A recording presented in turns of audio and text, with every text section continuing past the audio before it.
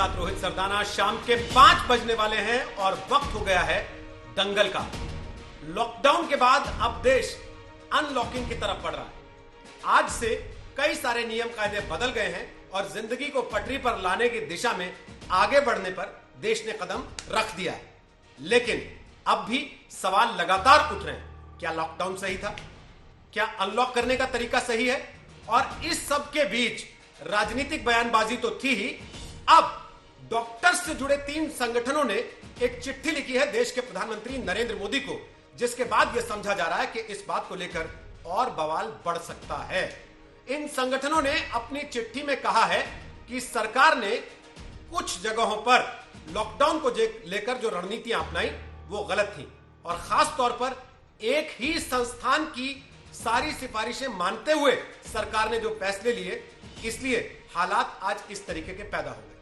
आपको याद होगा, बहुत दिन नहीं हुए, कांग्रेस के नेता राहुल गांधी ने भी इसी तरीके के सवाल उठाए थे, जिसके बाद सरकार ने उनको तीखे जवाब भी पलट कर दिए थे। लेकिन लगता है कि यह मामला अभी और लंबा चलेगा। हम आपको सबसे पहले दिखाते हैं वो चिट्ठी पर रिपोर्ट है कि आखिर इस चिट्ठी को लिखने वाले लोग कौन हैं, उस चिट्ठी का मजमून क्या है, क्या ऐसी बातें हैं जो सरकार को चुभ सकती हैं। उसके बाद आपको बताएंगे आज दंगल में हमारे मेहमान कौन कौन है।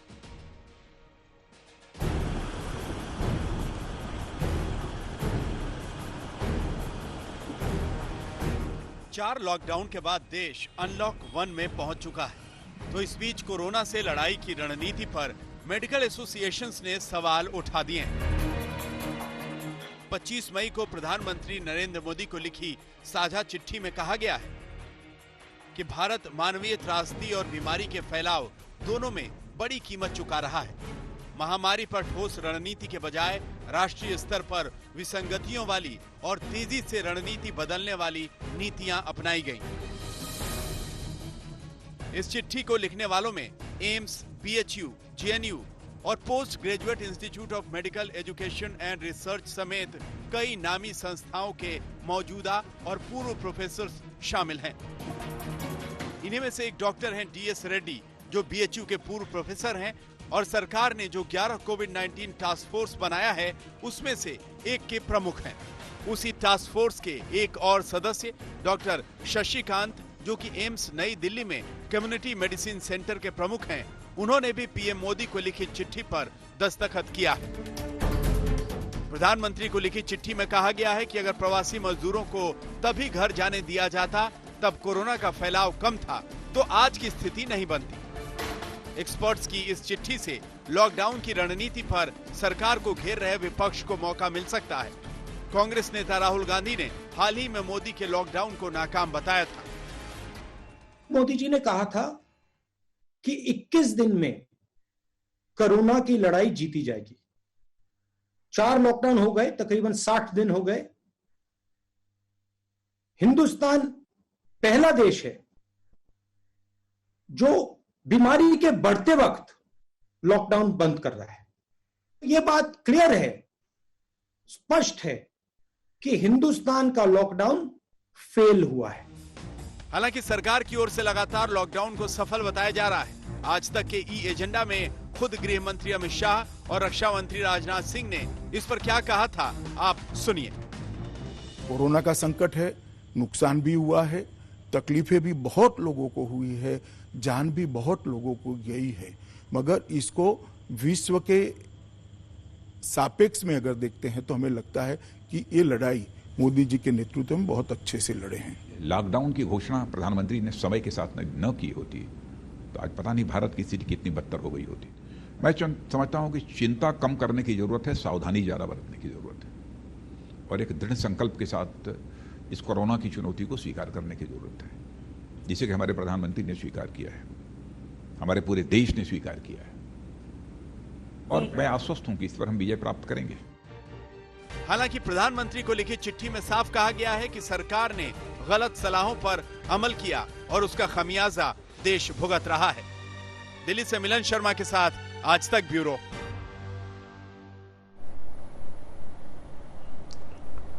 तो हमारे साथ आज बीजेपी से शाहनवाज हुसैन हैं, आज हमारे साथ कांग्रेस से आलोक शर्मा हैं, समाजवादी पार्टी से हमारे साथ अनुराग भदौरिया होंगे, आम आदमी पार्टी से हमारे साथ सौरभ भारद्वाज होंगे और जेडीयू से हमारे साथ डॉक्टर अजय आलोक होंगे। आप सबका स्वागत है दंगल में। सबसे पहला सवाल मेरा शाहनवाज हुसैन आपसे है।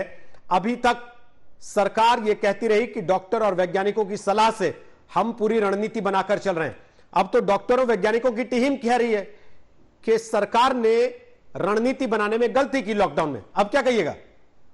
देखिए, कोरोना पेंडेमिक ऐसा है जिस पर सब लोगों की राय, कई साइंटिस्ट की, डॉक्टर की और कई लोगों की राय अलग अलग भी होती है, लेकिन उस वक्त सबकी राय से ही ये निर्णय हुआ। हो सकता है एक निर्णय के बारे में किसी को एतराज हो, सख्ती ज़्यादा हुई इसके बारे में एतराज हो, या ये कहना कि सही समय पे किया नहीं किया ये अलग राय हो, लेकिन जो लॉकडाउन किया गया जिसमें अमित शाह जी का, राजनाथ सिंह जी का आपने बयान दिखाया, वो मैं उसी बयान पे मैं भी कायम हूँ। मैं कहता हूँ उस वक्त की परिस्थिति को ध्यान में रखते हुए ये निर्णय किया गया। नीति आयोग के सदस्य हैं मिस्टर पाल, उन्होंने कहा कि अगर 15 दुनिया के ऐसे देश जहां पर बड़ी तादाद में कोरोना पीड़ित हैं, उनकी आबादी 135 करोड़ है, हमारी आबादी 137 करोड़ है, अगर उनसे तुलना कर लें तो हमने कोरोना पेंडेमिक को ज्यादा अच्छे से लड़ा है और पूरे दुनिया में इसकी प्रशंसा हुई है। लेकिन अलग अलग राय, एक ही विचार के कई जगह हो सकते हैं, तो जिन डॉक्टर्स ने ये राय दिया है उनकी राय का भी सम्मान करते हुए मैं कह सकता हूं कि उस वक्त सरकार ने जो निर्णय किया वो निर्णय एकदम सही था।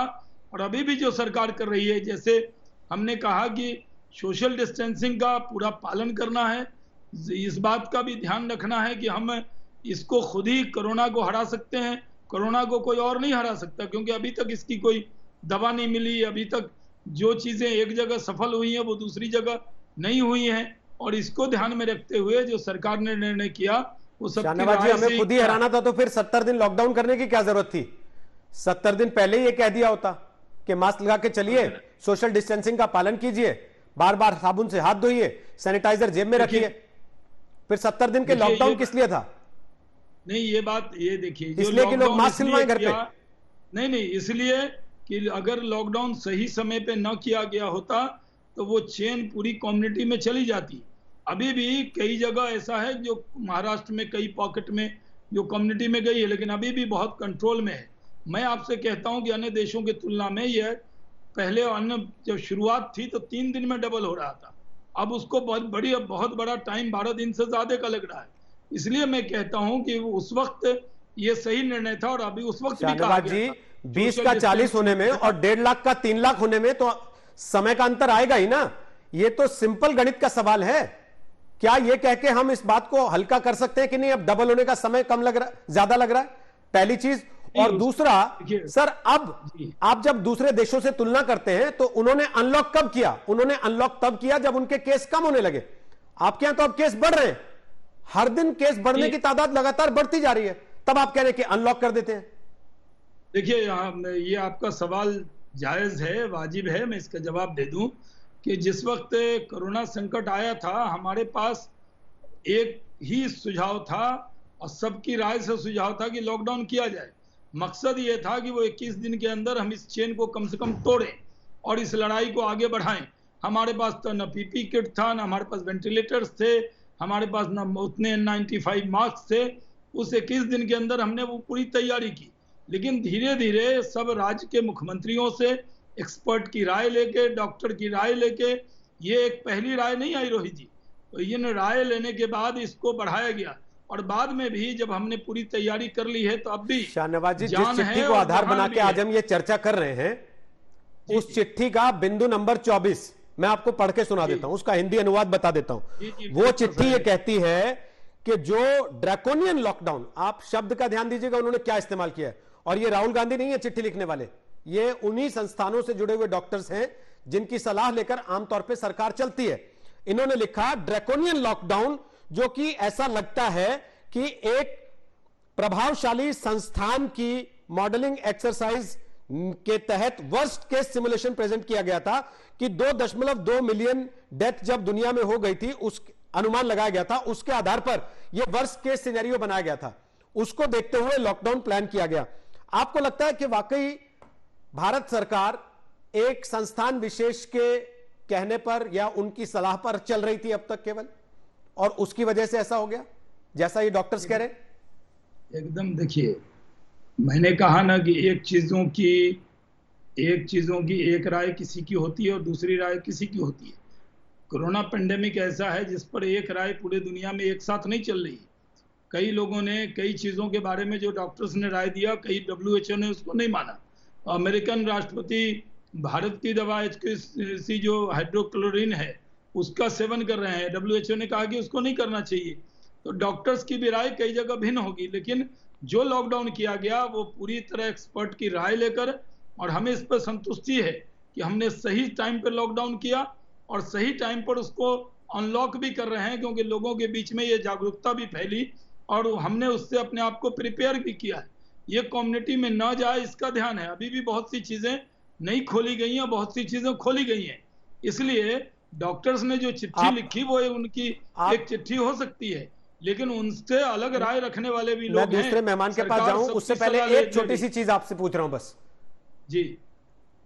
आपको अभी भी लगता है कि हमारे देश में कम्युनिटी ट्रांसमिशन नहीं हो रहा है इस बीमारी का, जब हम 2 लाख मरीजों को छू रहे हैं कुल मिला के? नहीं, अभी भी जो डॉक्टर्स की राय है, जो एक्सपर्ट की राय है, अभी भी ये कम्युनिटी में उस तरह ट्रांसमिशन नहीं हुआ है।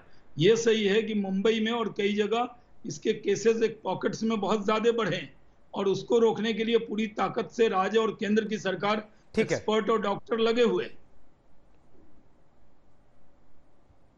ओके, आलोक शर्मा बोलिए, क्यों बार बार खींचतान की चीज इसी पर आ जाती है कि लॉकडाउन ठीक नहीं था, अनलॉकिंग ठीक नहीं है, जबकि सामने आने पर आपकी पार्टी भी यही कहती है कि नहीं हम तो फैसले के साथ हैं, जो देश की सरकार ने तय किया कांग्रेस पार्टी उसके साथ खड़ी है। देखिए, मुझे लगता है रोहित जी की सरकार की पुरानी नियत रही है कि चाहे वो नोटबंदी रही हो, GST रहा हो, लॉकडाउन रहा हो, किसी भी बिना तैयारी के ये लोग मैदान में कूद जाते हैं और देश को उसमें झोंक देते हैं। यही हाल नोटबंदी में हुआ था, यही लॉकडाउन में हुआ। आज हम लॉकडाउन का कहते हैं अपोज करेंगे तो आप कहेंगे कि सरकार का विरोध कर रहे हैं, आप राजनीति कर रहे हैं। हमने कहा ठीक है, आप अपना लॉकडाउन करना चाहते हैं, लेकिन तैयारी तो सरकार को करनी थी, तैयारी विपक्ष को तो नहीं करनी चाहिए थी। ना इनकी नीयत ठीक थी, ना नीति ठीक थी। यही कारण रहा कि आज 4 लॉकडाउन होने के बाद पहला लॉकडाउन हुआ उस दिन 500 केस थे, और जब चौथा लॉकडाउन हुआ तो आज 2 लाख से ज्यादा केस हैं। लेकिन ये सरकार गूंगी भी है, बहरी भी है और अंधी भी है। ना इसको दिखाई देता है, ना इसको सुनाई देता है, ना इसको मजदूरों पर जो मजदूर सड़कों पर चल रहे हैं वो कहीं पर दिखाई दे रहे हैं। हेल्थ के मामले में और इकोनॉमी के मामले में 2 तैयारी करनी चाहिए थी इस सरकार को, दोनों में से कोई भी नहीं हुई। आप मुझे केवल ये बताइए, फरवरी में नमस्ते ट्रंप चल रहा था कि नहीं चल रहा था? मार्च के अंदर जिस तरह से संसद चली और मार्च के अंदर जिस तरह से मध्य प्रदेश की सरकार गिराई गई और उसके बाद आनन फानन में लॉकडाउन हुआ, सरकार की क्या तैयारी थी? क्या 4 अप्रैल तक PPE किट और वेंटिलेटर का एक्सपोर्ट हो रहा था हमारे देश से?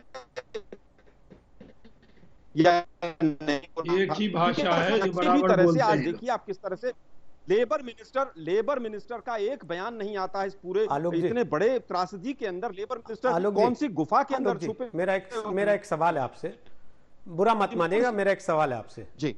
आप हमारे अच्छे मित्र हैं, लगातार आप दंगल में आते हैं, बहुत दिन के बाद आज फिर से आए। मेरा एक सवाल है आपसे, ये जो बात आप बोल रहे हैं सर, ऐसा लगता है ये रटा दी गई है सारे प्रवक्ताओं को कांग्रेस के। सही बात, और कहा गया कि यही 7-8 सेंटेंस बोलने हैं। आप मुझे अभी छूट दे दीजिए तो मैं 8वें सेंटेंस वैसे के वैसे बोल के दोहरा दूंगा, क्योंकि मैं हर दिन 3-3 बार 5-5 बार आपके प्रवक्ताओं से यही सुन रहा हूं। रोहित जी, क्या उनको लिख के दे दिया गया कि यही बोलना है केवल जाके? अगर नमस्ते ट्रंप हुआ था और वो एक वजह है सर, नमस्ते ट्रंप महाराष्ट्र में तो नहीं हुआ। लॉकडाउन अगर केंद्र सरकार की नीयत खराब होने की वजह से फेल हुआ है तो महाराष्ट्र में तो कांग्रेस की अपनी सरकार है सर, वहां पे केस रोक के दिखा देते फिर आप लोग, तो इससे पता लग जाता कि भाई देखो कांग्रेस की नीति और बीजेपी की नीति में अंतर है। कांग्रेस के पास कमाल की नीति है और बीजेपी के पास बिल्कुल फेल नीति है। रोहित जी, महाराष्ट्र का खासतौर पर बॉम्बे जो है सबसे ज्यादा इंटरैक्टिव सेशन है, विदेशों से सबसे ज्यादा फ्लाइट्स आई हैं, और दुर्भाग्य यह है कि एयरपोर्ट अथॉरिटी और सिविल एविएशन दोनों केंद्र सरकार के पास हैं, और पूरी तरह से वहां पर जिस तरह से टेस्टिंग होनी चाहिए थी किसी भी एयरपोर्ट पर नहीं हुई। और पहले नहीं रोहित जी, आप ये देखिए, ये तो बराबर आप लोग यही बात बोलते हैं। 23 मार्च तक इंटरनेशनल फ्लाइट्स आई हैं, उनमें किसकी टेस्टिंग हुई है? एक थर्मोमीटर के साथ स्क्रीनिंग नहीं होती थी। और आज भी जिस तरह के हालात हैं, टेस्टिंग ना PCR टेस्टिंग की बात है, ना एंटीबॉडी टेस्टिंग की बात है। 30 जनवरी को जब पहला केस मिला और 5 मई को जब घोटाला सामने आता है टेस्ट किट का, ये सरकार क्या किस मुंह से अपना पल्ला झाड़ना चाहती है? जैसे जैसे दिखा कि बाजी अब हमारे हाथ से निकल रही है, वैसे वैसे मोदी जी ने राज्यों के ऊपर डालना शुरू कर दिया कि आप लोग डिसाइड कर लो भाई। अरे भाई, इकोनॉमी 6 साल से बूम पर।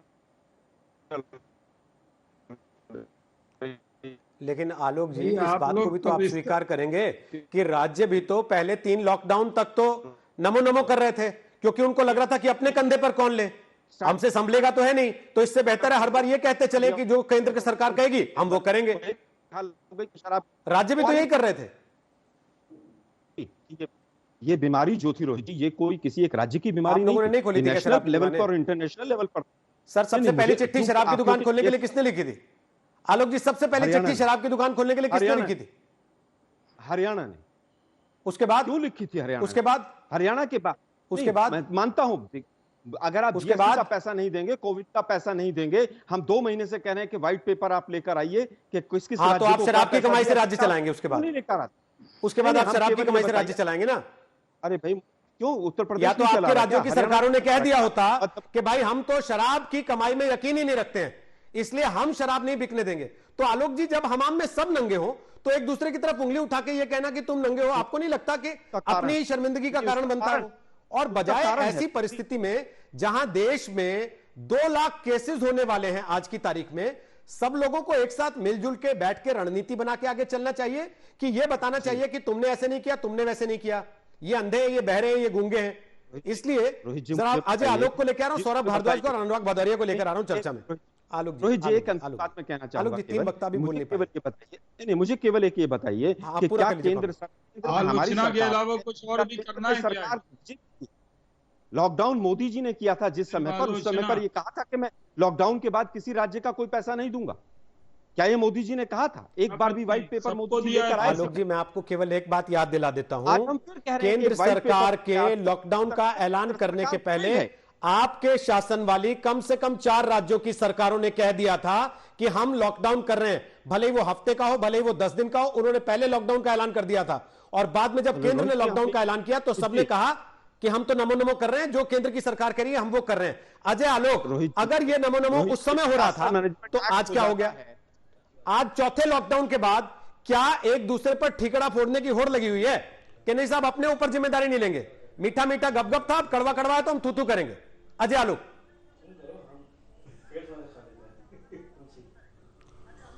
देखिए रोहित जी, बहुत दुर्भाग्यपूर्ण है कि इस देश में राजनीति हर जगह घुस गई है। अब डॉक्टरों को भी एक संस्था को दूसरी संस्था का काम पसंद नहीं आया कि सिर्फ उनकी राय क्यों ली गई। लॉकडाउन, सबसे पहले बात यह जानने की जरूरत है कि अगर लॉकडाउन हमारा सफल नहीं हुआ, आप ये कह रहे हैं, विपक्षी ये कह रहे हैं, मैं ये कहता हूं कि अगर 1,90,000 आज हमारे केसेस हैं लॉकडाउन के बाद, 4 लॉकडाउन के बाद, तो जरा इसमें से तबलीगी जमात के समय जो संक्रमण बढ़ा और उसके बाद प्रवासी मजदूरों के लौटने के कारण जो संक्रमण बढ़ा, जरा उसको हटा लीजिए, तब देखिए हमारा लॉकडाउन कहां जाता है और क्या रफ्तार रहती है हमारी केसेस की। आप अपनी कमियों को भी तो ढूंढिए साहब। ये सिर्फ एक केंद्र या किसी एक राज्य की जिम्मेदारी नहीं हो सकती है, ये संयुक्त जिम्मेदारी थी। आप अपने प्रवासियों को रोकने में सफल नहीं हो पाए अपने अपने राज्यों में। प्रवासी मूव किए, यूपी मूव किए, बिहार मूव किए, झारखंड मूव किए, हर जगह केसेस बढ़ रहे हैं, बंगाल मूव किए, हर जगह केसेस बढ़ रहे हैं। तो ये ठीकरा फोड़ना एक दूसरे के सर पे बंद करिए। लॉकडाउन नहीं होता तो आज जो हमारी व्यवस्था है, जिस ढंग से हम रहते हैं, जिस ढंग से हमारे स्लम्स हैं, आज अगर लॉकडाउन नहीं होता, ये 4 लॉकडाउन रोहित जी, तो हमारे केसेस की संख्या 50 लाख से ऊपर होती। हमारे आज बंबई में आप बोल रहे हैं, बंबई में अस्पतालों में मरीज को रखने की जगह नहीं है। अगर लॉकडाउन नहीं होता तो जरा इमेजिन कीजिए कहां रखते, लाशों को रखने की जगह नहीं है। लॉकडाउन को ये कहना कि सफल नहीं हुआ, ये बेतुका, बिल्कुल बेतुका ख्याल है, क्योंकि और कोई तरीका ही नहीं है कोरोना से लड़ने का। ना आपके पास दवाई है, ना आपके पास वैक्सीन है, तो आप करते क्या? अब आप कह रहे हैं कि लॉकडाउन केसेस बढ़ रहे हैं तो लॉकडाउन अपने खोला क्यों? यही तो डॉक्टरों ने चिट्ठी लिखी है। लॉकडाउन अब जितने 4, जिसको आप ये कह रहे हैं कि आईसीएमआर के खिलाफ उनकी नाराजगी है कि केवल आईसीएमआर से क्यों सलाह ली जाती रही। ये बिल्कुल डॉक्टर यही तो कह रहे हैं कि आप एक अनुमानित आंकड़ा लेके हर चीज को जस्टिफाई नहीं कर सकते कि ऐसा ना करते तो ऐसा हो जाता।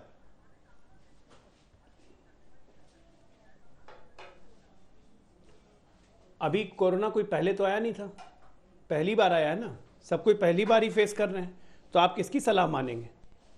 अगर आपको शुगर की बीमारी हो गई है तो आप डायबिटोलॉजिस्ट के पास ही जाएंगे ना। किसी और के न्यूरोलॉजिस्ट के पास तो जाएंगे नहीं। आईसीएमआर इस देश की सबसे प्रतिष्ठित संस्थान है जिसने अपना लोहा मनवाया है पिछले जब से उसकी स्थापना हुई, और सारे विशेषज्ञ ही हैं इसमें। दवाइयों की स्थापना से लेकर दवाइयों का संचालन से लेकर हर चीज जिस देश में आईसीएमआर करते आया है, तो उसमें आप उम्मीद करते हैं कि प्रधानमंत्री किसी प्राइवेट संस्था दूसरी संस्था से सलाह लेंगे?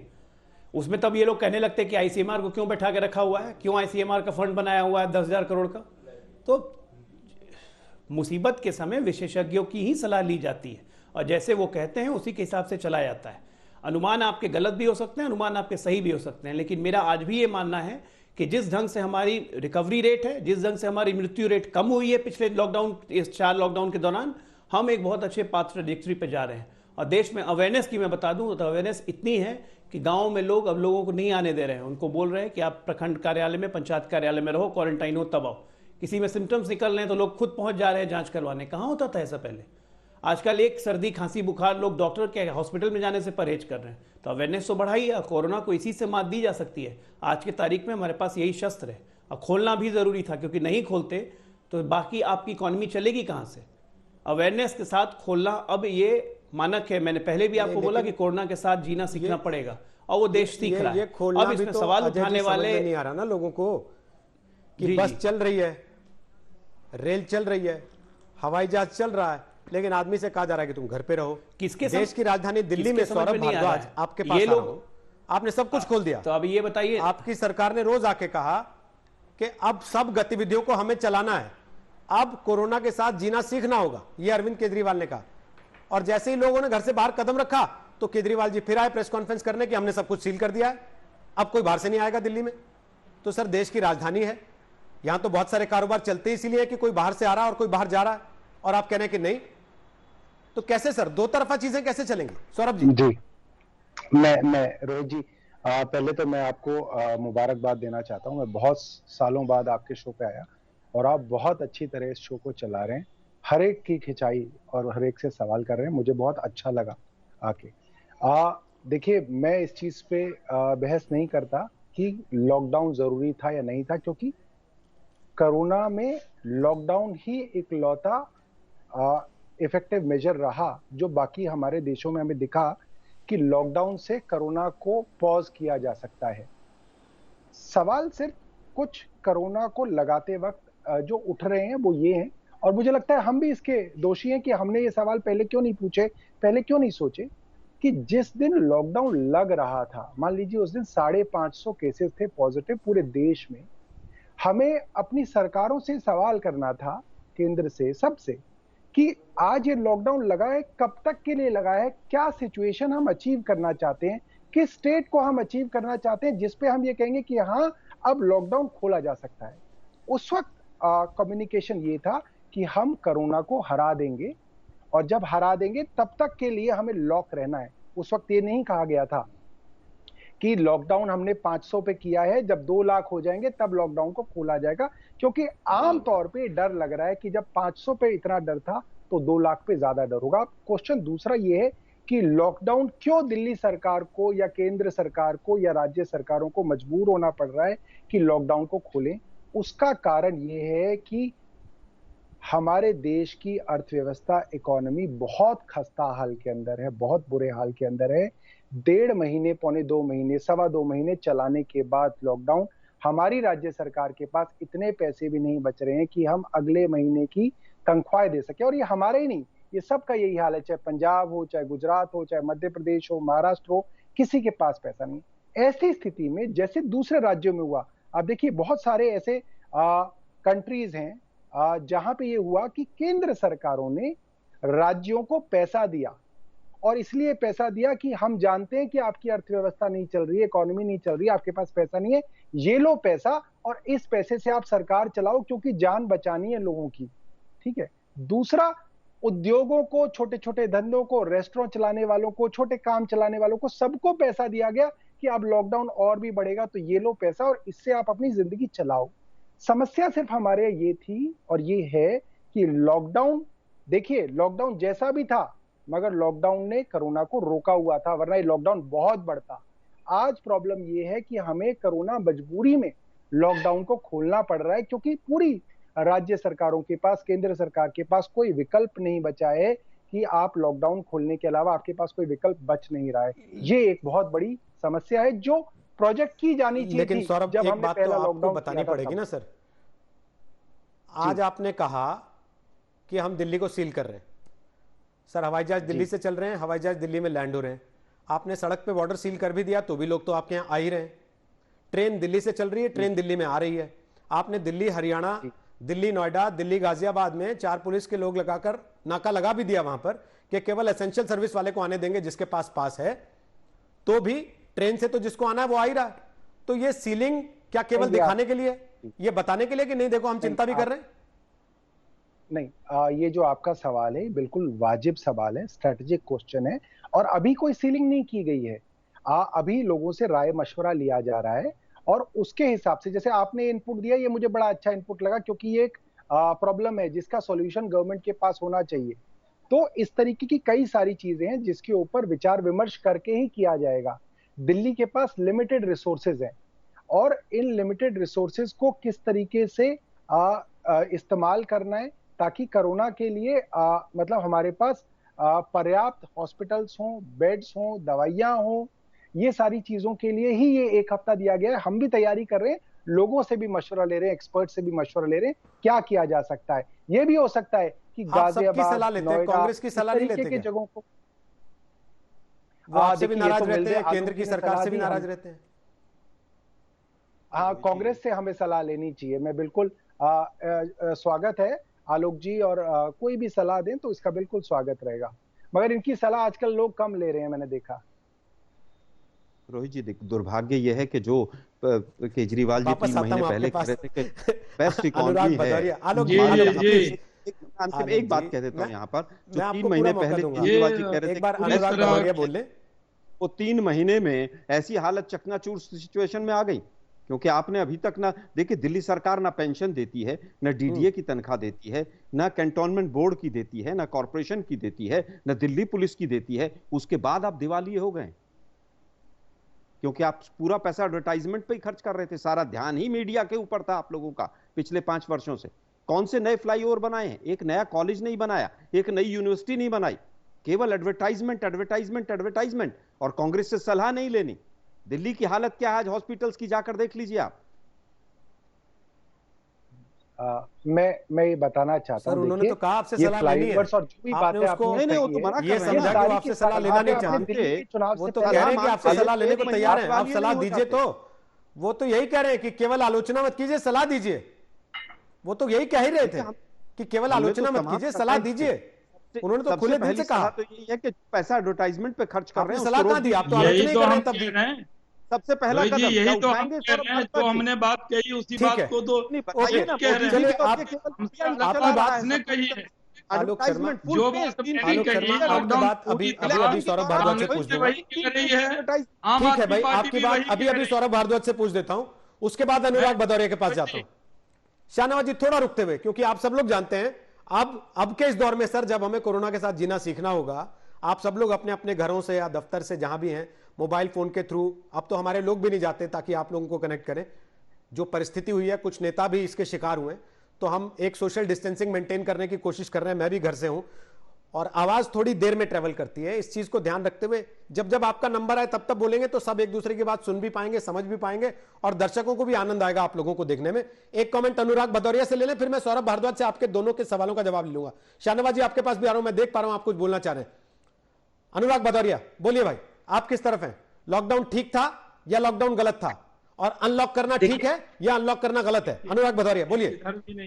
देखिए, अभी शहनवाज भाई कह रहे थे कि देखिए हमारे पास दवा नहीं है। बिल्कुल सही है, आपने लॉकडाउन किया, लॉकडाउन में आपने किसी से पूछा तो नहीं? लोकतंत्र के देश में, जहां इतना बड़ा देश है, 130 करोड़ की पॉपुलेशन है, आप सबको बुला के पूछ लेते। उसके बाद मैं अपनी बात कह लूं, पीछे टोको नहीं, मैं सब लोग को बुला के पूछ लेते। उसके बाद जो फंसे हुए लोग थे वो घर चले जाते, उस पर लॉकडाउन करते तो शायद ज्यादा कामयाब रहता। चलिए कोई बात नहीं, आपने कर दिया लॉकडाउन, लेकिन आपने क्या 21 दिन की जो आपने लॉकडाउन किया, उसमें क्या आपने कोरोना के लिए तैयारी की थी? कि आपने हॉस्पिटल्स अच्छे बनाने की उस 21 दिनों के अंदर में क्या कोशिश की कि हम जल्दी से हॉस्पिटल अच्छे तैयार कर लें, जल्दी से क्वारंटाइन सेंटर तैयार कर लें, जल्दी से दवाओं की जो भी दवा आपकी हो सकती है कर लें, पीपी किट की तैयारी कर लें? आपने किया क्या? ऐसा नहीं किया। आपके आपके मंत्री बैठे बैठे लूडो खेल रहे हैं, कोई बैडमिंटन खेल रहा है। ऐसा 21 दिन का ऐसा लगा जैसे 21 दिन की हॉलीडे हो गए हो। आपके मंत्रालय, आपके मंत्री सब घरों में बैठ गए, कहीं रोड पे दिखाई नहीं पड़े, कहीं काम करते दिखाई नहीं पड़े। उनकी जिम्मेदारी उसमें बनती थी कि आप देश को प्रिपेयर करते कि 21 दिन के बाद देश तैयार हो जाएगा कोरोना से लड़ने के लिए। तो आपने 21 दिन को ऐसे लिया जैसे लगता है छुट्टी मना ली गई हो। और सिर्फ एक बार नहीं किया ये मोदी जी ने, एक बार आपने 8 बजे आए, आपने कहा कि लॉकडाउन, आपने बिना सोचे लॉकडाउन कर देते हो। भाई आप कम से कम सोचा तो करो कि यहाँ 52 करोड़ लोग इधर उधर इस देश के अंदर में एक दूसरे से प्रदेश में रहते हैं, वो कैसे अपने घर आएंगे? इसी तरह आपने नोटबंदी में भी यही किया था, आए 8 बजे नोटबंदी हो गई। आप सोचते नहीं हो कि देश पे गुजरेगी क्या? और जब सब कुछ बिखर जाता है तब आप आते हो, विपक्ष ने ये नहीं किया, विपक्ष ने वो नहीं किया, विपक्ष ने ये साथ नहीं दिया। लेकिन जब आप फैसला लेते हो तब विपक्ष को कब पूछते हो? आप जनता के साथ खेल करते हो, पता है आपको? आप उसमें भी राजनीति खोजते हो। तब तबलीगी जमात खोजने लगे आप तबलीगी जमात जितने दिन में खोज रहे थे उतने दिन में अगर आपने तैयारी कर ली होती हॉस्पिटल्स बनाने की तो शायद कोरोना की बीमारी इतनी तेजी तरह से नहीं फैलती। लेकिन आप क्या करते हो? आप उसमें भी धर्म खोजने लगे, उसमें भी राजनीति खोजने लगे। हर जगह राजनीति। कब नाम लिया तबलीगी जमात?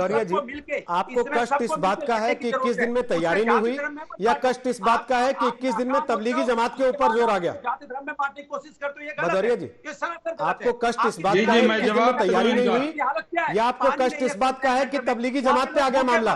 बिजली नहीं आ रही है, क्या तैयारी करने की व्यवस्था आपकी नहीं थी? भदौरिया जी, में सांप घूमेगा क्या, ये आपने व्यवस्था की थी 21 दिनों में? भदौरिया जी, आप तैयार नहीं? जवाब ले लीजिए रोहित जी। आपने कोई तैयारी नहीं की, आप सिर्फ राजनीति करते हो, विपक्ष को घेरने की राजनीति करते हो। जहाँ पे 19,000 ट्रेनें वहाँ मजदूर वोट 70,000 से ज्यादा जवाब दे दूं मर जाए, शर्म आनी चाहिए भारतीय जनता पार्टी की। रोहित जी, ओके भदौरिया जी, आपको किस बात का गर्व हो रहा है जो हमें शर्माने को? मेरा सवाल बीच में ही रह गया, आपने सुना भी नहीं, पता नहीं सुन के अनसुना कर दिया कि आपको लगा मेरा भाषण बीच में कट ना जाए।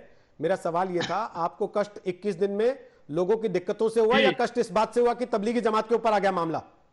इस बात से ज्यादा तकलीफ में दिखाई दे रहे हैं कि तबलीगी जमात के ऊपर क्यों आ गया मामला, जबकि अब देश उससे बहुत आगे बढ़ चुका है। भदौरिया जी, आप अभी भी तबलीगी जमात में फंसे हुए हैं, देश बहुत आगे बढ़ गया है। इस बात का कष्ट हुआ कि 21 दिनों में तबलीगी जमात के मामले जिन राज्यों में थे, जरा वहां से जाके पूछिएगा कि वहां क्या स्थिति थी और क्यों वो रोज प्रेस कॉन्फ्रेंस में बताते थे कि तबलीगी जमात ने इतने दे दिया। देश को तैयार होना चाहिए था, देश को अपने पैर उस समय उसमें कोरोना से लड़ने के लिए आपको सारी तैयारी कर लेनी चाहिए थी, जो आपने तैयारी की नहीं। आप इधर तो बता देते हैं, जरा मुझे मौका दीजिए तो मैं बता देता हूँ। रखना चाहिए था। आप क्या भाषण दे रहे हैं बिना बात का? मुझे जवाब देने दीजिए। याद दिला रहा हूँ कि आप मुझे जवाब देने दीजिए। कोरोना पेंडेमिक के वक्त में जानबूझकर बयानबाजी करते हैं, झगड़ा नहीं करते ना, छोड़ देते। भदौरिया जी, झगड़ा नहीं करते, आराम आराम से अपनी बात रख लेते हैं, ठीक है? अब शाहनवाज जी की बात सुन लीजिए, उसके बाद सौरभ भारद्वाज और आलोक शर्मा। प्लीज बोलिए शाहनवाज जी, जवाब दीजिए, तैयारी क्यों नहीं की 21 दिन में? वो कह रहे हैं देश देख रहा है। जो बात मैंने ओपनिंग रिमार्क में कही वही लॉकडाउन की बात आम आदमी पार्टी ने भी, कांग्रेस ने उस बात को माना जब आपने उनसे पूछा। आज एक पीपी किट नहीं बनता था, 4.5 लाख पीपी किट बन रहा है। N95 मास्क 2.5 लाख बन रहा है। 50,000 हमने खुद से अपने देश में वेंटिलेटर बनाए हैं। देश पूरी तरह तैयार है, कोरोना से लड़ने के लिए खुद भी चिंता कर रहे हैं, पूरे दुनिया की भी निगाह भारत पर है। ये लॉकडाउन जैसा कि अजय आलोक जी ने कहा है कि ICMR से कुछ डॉक्टर के मतभेद हो सकते हैं, इसका मतलब ये नहीं कि चिट्ठी लीक करें, आप उसको बात कहें। आपको कोई बात कहनी थी कि वहां पर कहते। सवाल ये है कि जो कांग्रेस पार्टी या लीक नहीं है, सार्वजनिक है सर, पब्लिक डोमेन में है, कोई लीकेज नहीं है। उन्होंने बाकायदे सार्वजनिक किया है उसको और बताया कि प्रधानमंत्री को बता रहे हैं ये बात। बहुत अच्छी बात है। अभी भी देश के लोगों को ICMR पर पूरा भरोसा है और ICMR ने जितनी मजबूती से इस लड़ाई को लड़ा है, इतिहास गवाह रहेगा कि इस तरह की संस्था जिस पर हमें गर्व है और उसको साथ में लेकर हमने इस काम को किया है। सवाल यह है कि इन्होंने एक सवाल कह दिया कि हम लोगों ने तैयारी की। आज PP kit, ventilator, N95 mask, hospitals का बेड बढ़ाना, ये सब देश के अंदर हुआ है। सही वक्त पे लॉकडाउन हुआ है।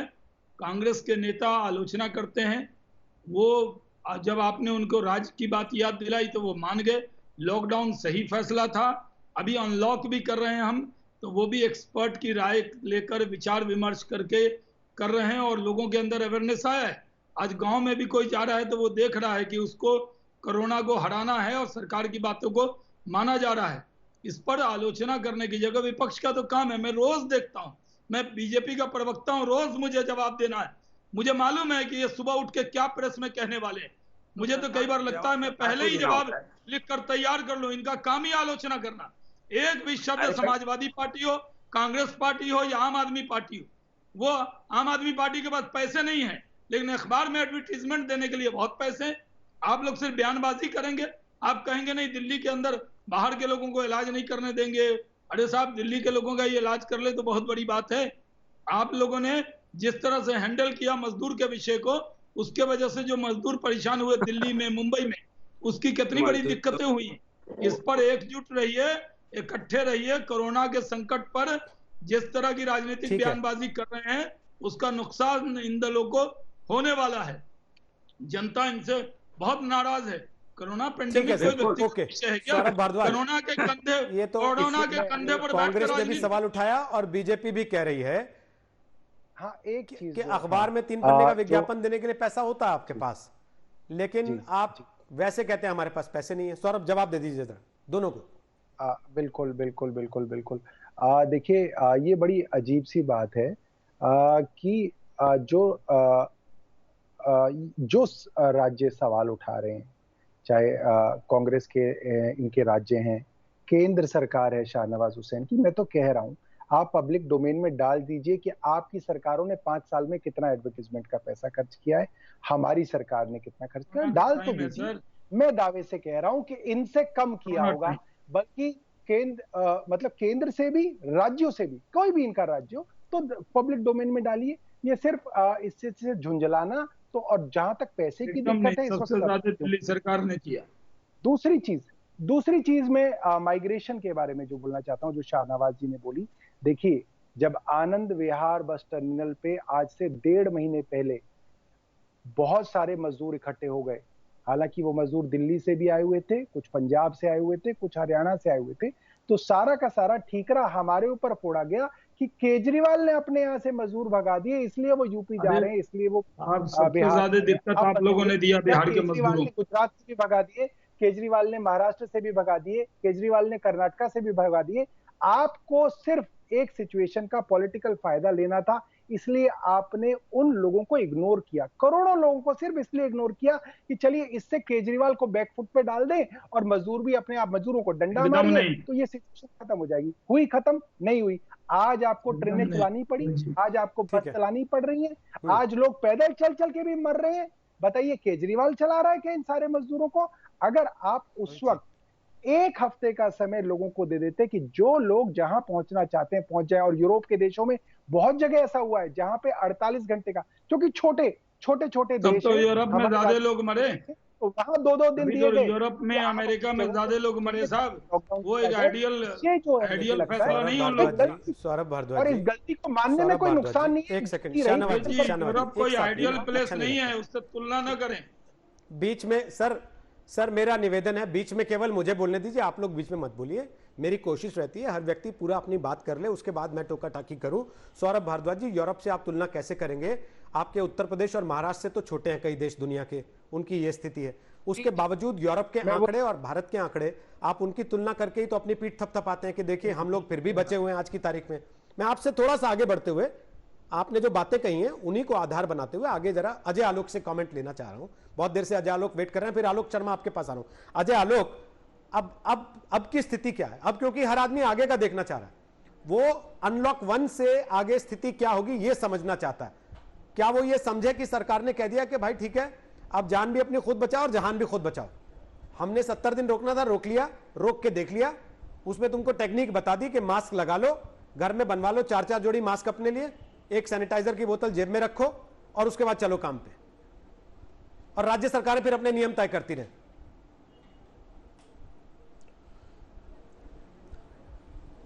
देखिए, सबसे बड़ी बात है रोहित जी कि आदमी को अपना सावधानी खुद बरतनी पड़ेगी। ये शुरू से सरकार भी कह रही है और सब लोग भी समझ रहे हैं, डॉक्टर भी यही जागृत कर रहे हैं कि आपको अपनी सावधानी शुरू से बरतनी पड़ेगी। सवाल ये उठता है कि जैसे भी सौरभ जी ने कहा कि केजरीवाल ने भेज दिया, केजरीवाल को बदनाम करने की साजिश, नहीं, कोई साजिश नहीं थी।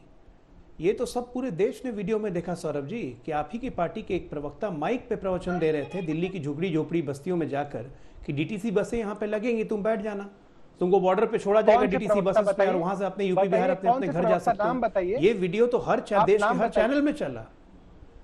आप प्रवक्ता का नाम तो बताइए, कौन से प्रवक्ता के नेतृत्व, आपके ही प्रवक्ता के नेतृत्व में ये काम चल रहा था दिल्ली के झुग्गी झोपड़ियों में। और दूसरी बात, आपने तो देश को बता रहा हूँ मैं अपनी बात खत्म, मेरा एक सवाल है आप दोनों लोगों से, एक मिनट मैं अपनी बात खत्म कर लेता हूँ, दोनों लोगों आपको नाम भी बता दूं। आप दोनों लोगों से कौन प्रवक्ता थे, हमें भी तो पता चले। ये पूरा करें, मैं उसके पहले अजय जी एक निवेदन और कर रहा हूँ।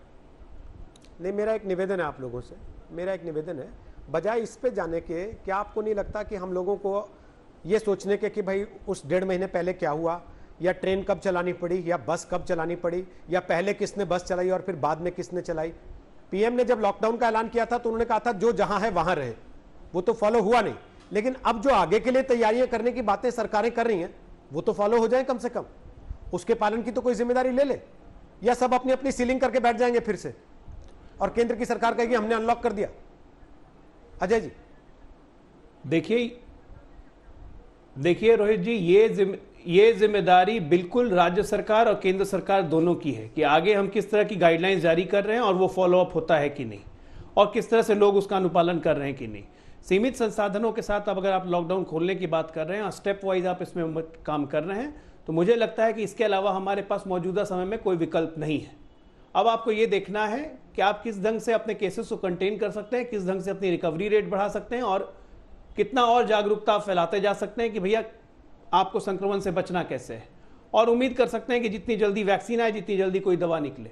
आपके पास उपाय क्या है? समस्या ये है ना कि आपके पास उपाय क्या है? आपके पास उपाय अब यही है कि अब आप इसके साथ रहिए और इससे बचाव के सारे तरीके को अपनाना होगा, और सरकार को जितनी मदद करनी है, अपने हेल्थ इंफ्रास्ट्रक्चर को जितना सुदृढ़ करना है। जब बिहार जैसे राज्य, मेरे जैसा गरीब राज्य में, जब हम लोगों ने अपनी हेल्थ इंफ्रास्ट्रक्चर इतनी सुदृढ़ कर ली, अभी हमारे मित्र अनुराग जी बोल रहे थे क्या तैयारी की, अकेला बिहार राज्य बना, 12 लाख लोगों को क्वारंटाइन सेंटर में हमने रखा, कल से हम उनको रिलीज कर रहे हैं। ये होती है व्यवस्था, खाना खिला रहे हैं, रख रहे हैं, और उनको प्रवासियों को काम भी दे रहे हैं। ये सरकार के आगे की जिम्मेदारी है, ये सरकार के आगे की जिम्मेदारी है। यूपी सरकार भी क्यों बीच में बोल रहे हैं? ना मेरी बात समझ में आएगी ना आपकी समझ में आएगी। आपकी तो कोई जिम्मेदारी है नहीं, आपकी कोई जिम्मेदारी नहीं, आप विपक्ष में हैं, आप कमियां निकालते रहिए, अच्छी बात है। लेकिन जो राज्य सरकार हैं और अपना काम कर रही है, जो केंद्र सरकार है, उसको अपनी जिम्मेदारी निभानी ही होगी, क्योंकि नहीं तो सवाल ये उठेंगे, सवाल पूछे जाएंगे कि इस कोरोना काल में किसकी क्या जिम्मेदारी थी और किसने कैसे अपनी जिम्मेदारी निभाई। मैं सौरभ जी को इसलिए बोल रहा था क्योंकि आम आदमी पार्टी ने पूरे देश को एक राह दिखाई है कि प्रवासियों को भगाया कैसे जाता है। ये भी इनसे सवाल उठेगा और इनसे पूछा जाएगा और केजरीवाल को जवाब देना पड़ेगा। नहीं तो गुजरात में भी भगाया है क्या? ठीक है, तो गुजरात में आलोक शर्मा से कमेंट लेना है, उसके पहले सौरभ छोटा सा कमेंट बिहार और यूपी के लोगों बिल्कुल बिल्कुल बिल्कुल बिल्कुल बिल्कुल ठीक है, बिल्कुल। गुजरात में भी अच्छा व्यवहार नहीं हुआ, उनसे भी सवाल पूछा जाएगा।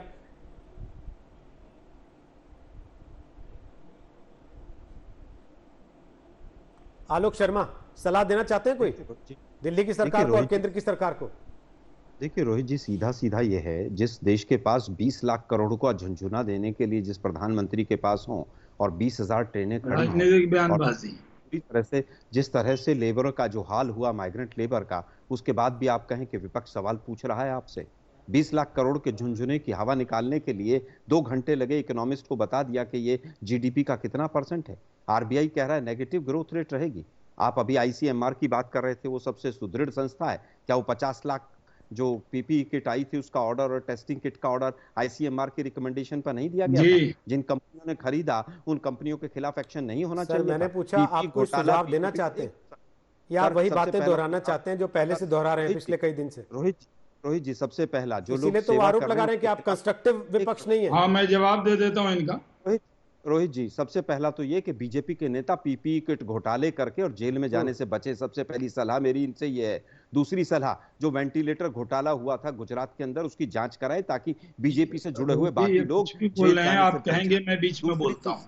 पीपी या तो घोटाला, इनको गलत मास्क बयानी से घोटाला, रोकिए, ये जवाब लॉकडाउन देने दीजिए। 4 हुए और 4 घोटाले हुए और चारों में बीजेपी के लोग वहां पर पकड़े गए। तो भाई सबसे पहले घोटाला करना बंद कर दीजिए। दूसरी चीज, मोदी साहब की सरकार से सलाह है कि झूठ बोलना बंद कर दे सरकार। ये सरकार इतनी झूठी सरकार है कि 20 लाख करोड़ के झुंझुने को इवेंट मैनेजमेंट बनाती है, खोदा पहाड़ आलोक जी, और दिक्कत निकले क्या हुई ना, लोन का देखिए आप फिर वो दोनों आपके ऊपर आरोप लगाएंगे ना। आपने दिल्ली की सरकार के लिए कोई जेन्युइन सुझाव रखा पहला ना, सुझाव आप दिल्ली केंद्र की सरकार को कोई जेन्युइन सुझाव देना चाह रहे हैं। आप फिर वही राजनीतिक बयान दोहराना चाह रहे हैं जो कि आप और आपके सहयोगी लगातार पिछले कई दिन से देते आ रहे हैं। सर इतना समय नहीं है, प्लीज, आप भी जानते हैं आलोक जी। जी जी जी सर, भूमिका आप 1.5 किलोमीटर की बांधेंगे, उसके बाद कहेंगे कि अब मैं सुझाव देना शुरू कर रहा हूं, तो कैसे चलेगा सर?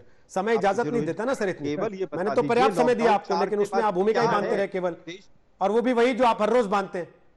चलिए, समय खत्म हो गया सर, माफी चाहता हूं, वरना समय और देने की कोशिश करता कि आप सुझाव दीजिए, और जवाब लेता सौरभ भारद्वाज और शाहनवाज हुसैन से भी कि उनको आपके सुझाव प्रैक्टिकल, व्यवहार सम्मत लगते हैं या नहीं लगते। लेकिन अभी समय इजाजत दे नहीं रहा है। बहुत बहुत धन्यवाद आप सबका दंगल का आज हिस्सा बनने के लिए।